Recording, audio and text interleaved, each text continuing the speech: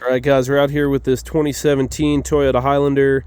Was a no crank, no start situation, and customer went ahead and replaced the battery himself, took it to an auto parts store.